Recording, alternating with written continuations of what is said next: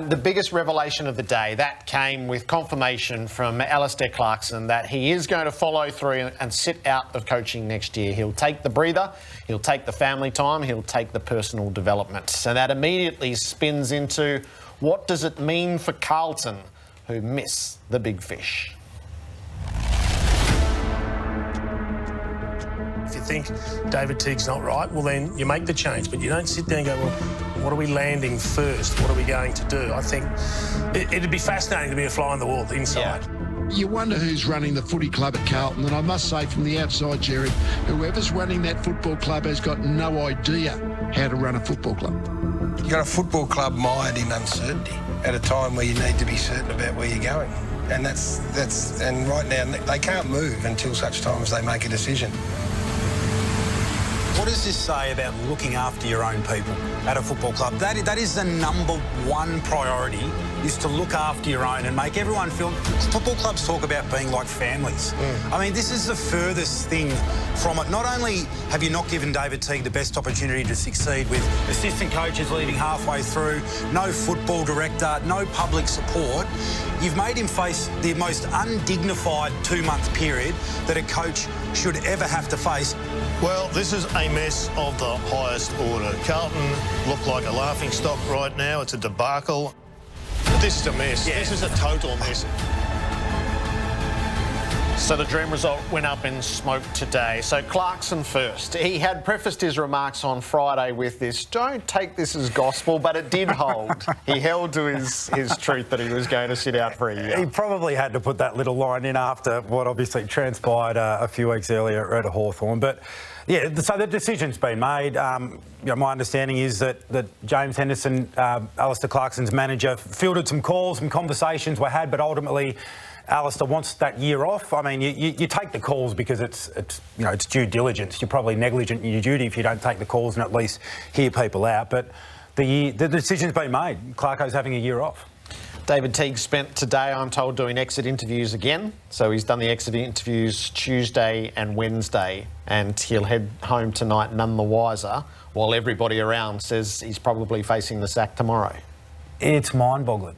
It really is. I mean, I just wonder, is there an expectation, do you think, that assuming Clarkson had taken the role, or Rossline or whoever gets the role, that Carlton will bounce really dramatically next year in their performance? Do you think that expectation exists? That will be their view. That has to be their view, because it's the only way to explain their actions at the moment. I wonder what sort of self-sabotage is happening at the moment when you project to next year. So what cultural damage are Carlton inflicting on themselves at the moment with those that actually do remain, that have been caught up in this whole disaster of a situation of their own doing? I mean, no one's been missed in this. As recently as the last few days, you've got Liam Pickering going after Patrick Cripps in the media. So even if David Teague does keep his job, what does that do for David Teague and his relationship with Cripps? I mean, the collateral is everywhere, and I think it's going to have a lasting cultural impact on this group. Okay, so where is the review in all of this? I keep defaulting to that. Is where in the review did it say organise Rossline as a soft landing and then go all out for Clarkson? They have to get back to, what does it say? How deep is the clean out?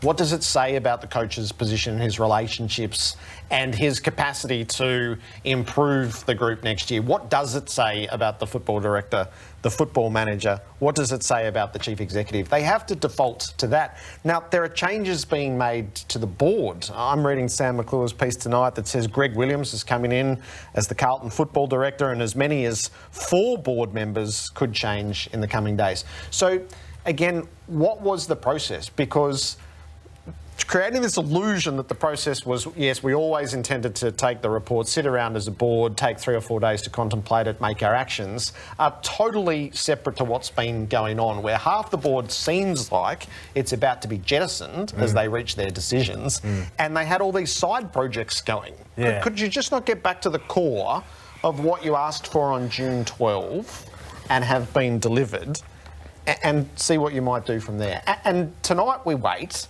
which is frankly bizarre. We wait to hear what Ross Lyon has to say in the public domain around his positioning for the job.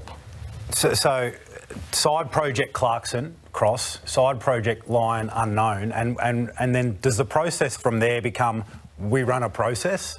It's impossible to know what they're actually trying to achieve down there because none of the pieces seem to fit together, and all the while you've got the actual blueprint there that isn't being used. It would seem to make decisions. I'm a bit lost. Yes, in all of this. I really don't understand what they're trying to achieve. Yep.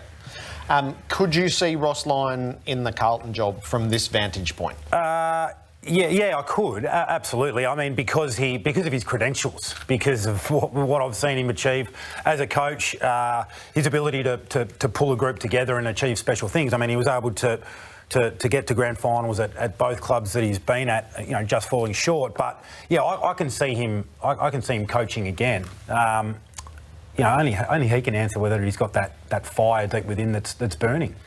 I think at the moment that's yet to be fully confirmed. And Carlton will need to confirm it at some stage if that's the path they want to walk down.